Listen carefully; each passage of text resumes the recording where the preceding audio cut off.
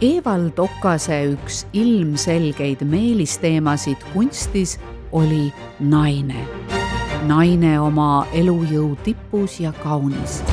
Ennast ühteaegu nii esitledes kui varjates. Okas suhtus naistesse alati sügava austusega. Tõeline vanakooli suhtumine.